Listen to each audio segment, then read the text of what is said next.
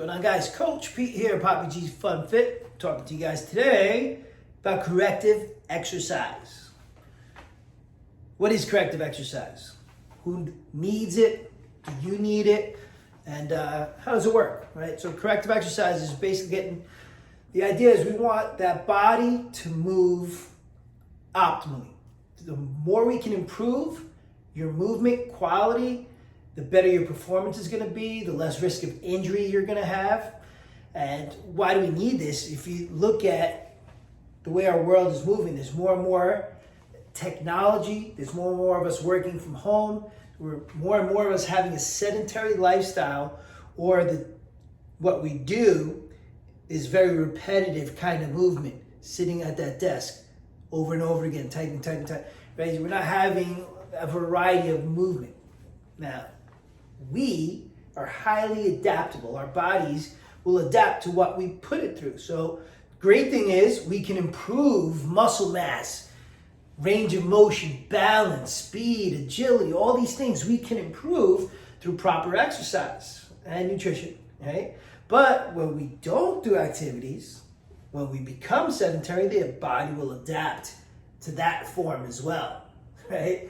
So understanding how to create better movement quality is very important to the overall success of what you're doing fitness-wise and to your lifestyle, to your quality of life, right? So we got to identify what issues you could be having. Once we identify it as a corrective exercise specialist, I create that plan. I'll go over that plan and how it works. And then finally, we want to make sure we implement it so that you have the most success possible, right? So let's figure this out, right? We can't improve what we don't measure. So the first thing we need to do is identify where the problems are. Now this is where things get pretty interesting. Maybe you have some issues in your neck, maybe in your low back you're having issues, and your knee hurts, right? So just because you're having discomfort or pain, or you're having a challenge in one area of your body, doesn't mean that that's where the problem lies, right? There's something called regional interdependence. So what happens at one joint is going to affect what happens above and below that. If, for instance, I'm trying to bend down, but my ankle doesn't have all the mobility that it needs, it's restricted, right? I have restricted movement in my ankle. My knee is still going to maybe start to cave in. My knees start knocking inwards like that, so that I can kind of still get low enough to get that range of motion, right? So the body will cheat. And when that happens, we start to have these movement compensations. That's where injuries can occur. We can start to have pain because my ankle's not moving properly. I'm going to have maybe some pain in my knees. Or that pain doesn't happen in the knees, it shoots up into my hips, or from the hips into the low back. But it's all connected. I hope that makes sense. So what we need to do is we do a series of assessments to make sure we can identify where that challenge is, where that dysfunction really is. So before I go any further, what I don't do is I don't diagnose and I don't treat injuries. I'm looking for dysfunction, how that body likes to move. What's overactive, what's underactive. Overactive, tight, shortened muscles, restricting range of motion. Underactive muscles, lazy son of a guns. We got to wake those guys up. So now once we identify where those issues are, the next thing we want to do is create the plan.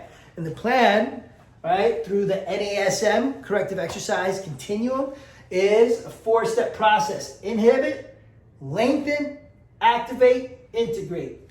So to inhibit is to quiet down those overactive muscles. Get them to mellow out. This is normally done through some self-myofascial rolling, using a foam roller, maybe a percussion instrument, but understanding the protocols, how to do it properly, how the body should be aligned so that we're not creating issues someplace else. Very important. So inhibition is first. Once we quiet down those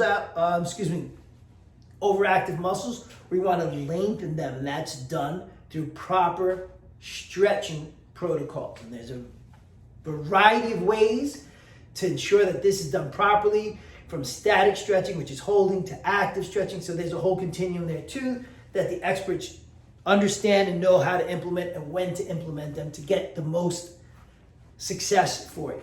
So inhibit, lengthen, activate. So once we quiet down those overactive muscles, once we start to lengthen them, get them to the right tension, we want to activate the muscles that have kind of gotten lazy, fell asleep. We're going to kind of do some isolation kind of movements, neuromuscularly get them to do what they're supposed to do, to wake up and realize, oh, this is my job. This is my place in the team. This is what I'm supposed to be doing, so I'm not causing greater stress for other areas of the body, for other muscles to take over, right? You might have heard the term synergistic dominance, where maybe your hamstrings are working harder than your glutes, right? So like that, so the back of my legs are taking over. They're fried, so they start to give me some fatigue in my back, and I'm dealing with that discomfort too. Another way that whole system works, just so you understand. And then integrate. So once everything's at the right length and we fine tune those strings, like tuning the strings on a guitar, they're lengthened, they're tightened up, they're activated, they're working. Now we got to make sure that we integrate. We bring them all back together to work properly, fire in the right sequence, fire at the right time, and to work synergistically. Because muscles do not work in isolation. They just don't. Right? We can isolate certain movements to kind of wake them up, but there's always ligaments, tendons, other muscles working in unison. There's an antagonist and a protagonist. Right? We're just a good guy and a bad guy. We don't have one without the other, and we don't have movement without muscles working in groups. So I hope that kind of makes sense, right? So again, it's a 4-step process. Once we identify what the issues are, what's overactive, what's underactive, then we're going to go through that 4-step process. Inhibit, lengthen, activate, integrate, and improve your quality of movement. Want to know how we get that done? Your job now, pretty simple. Now you understand what corrective exercise is, why it's important, how we do it. Well, your job now is to reach out, find a certified corrective exercise specialist. Me, that's what I do, right? I can help you move better. So remember what happens when you move better? It feels better, you feel stronger, and we can look better naked. Hey now, reach out. Coach Pete, Poppy G, funfit.com. Poppy G, funfit.com. Thank you.